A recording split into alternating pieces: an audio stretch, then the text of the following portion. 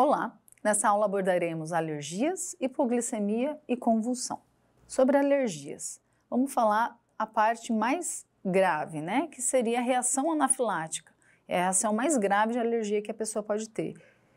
Os sintomas normalmente pode ser imediatamente quando ela ingere um alimento ou quando ela tem alergia a um contato a um animal, planta, enfim. A alergia pode ser por diversas situações, né? Por diversas alérgenos diferentes, né? Pode começar imediatamente, como pode demorar de 15 a 30 minutos para essa pessoa desenvolver algum sinal e sintoma de anafilaxia, certo?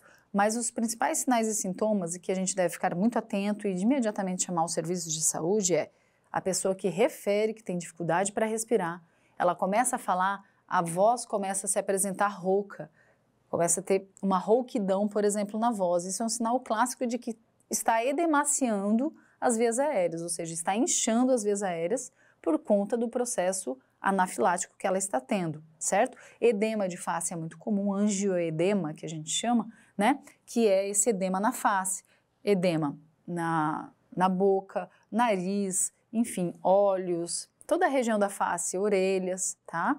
Coceira e placas vermelhas pelo corpo, dor abdominal e diarreia também é comum, certo? Então, a pessoa apresentou isso, se a pessoa já é, né, previamente alérgica a alguma coisa, ela já sabe esses sinais e sintomas e até já solicita ajuda e fala que está tendo uma reação anafilática. Mas, eventualmente, essa pessoa nunca teve e está sendo a primeira vez dessa situação. Então, se tiver alguns sinais e sintomas desse tipo, acione o serviço de saúde e aguarde o atendimento no local, certo? Convulsão. Ou crise epilética, né? Convulsão, o termo mais popular, crise epilética, o termo mais técnico. Então, a convulsão é a contratura involuntária da musculatura que provoca movimentos desordenados na pessoa.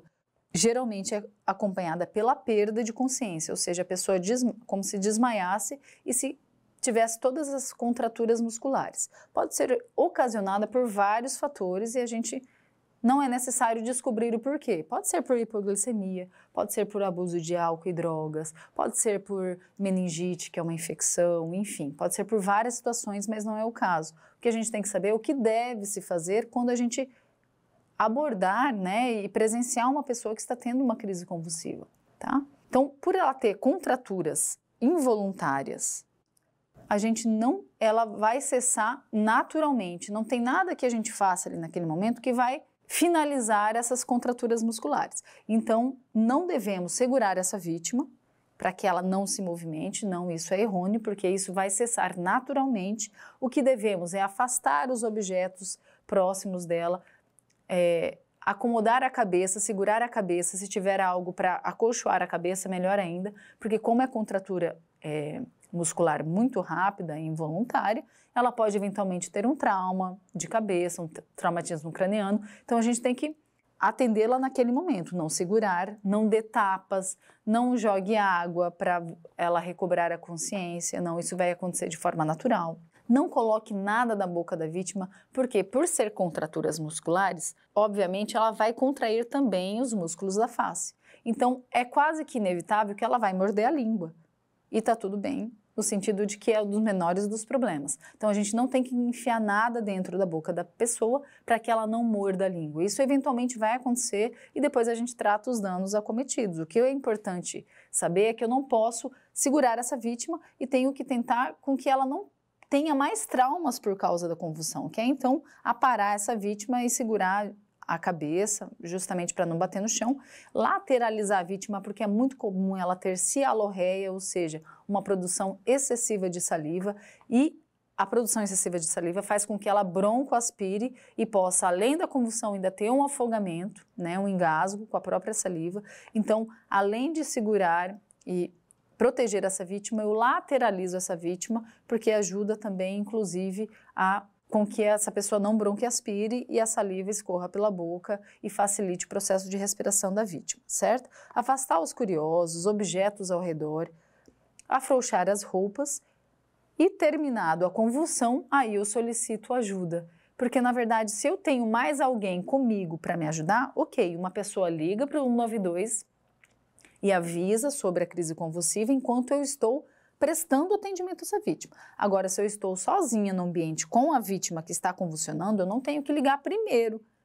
Por quê? Porque normalmente a convulsão dura menos de 1 minuto. Enquanto eu estou falando aqui no telefone, ela já até terminou de convulsionar, já bateu a cabeça, já teve um traumatismo craniano. Então, na verdade, quando eu presencio uma vítima com convulsão, se eu estou sozinha para ajudá-la, primeiro eu presto esse atendimento, que é tudo que a gente falou até aqui, para depois que cessou a crise, que normalmente dura menos de 1 minuto, aí eu ligo para o serviço de saúde, falo o que aconteceu e solicito a ajuda dos profissionais de saúde.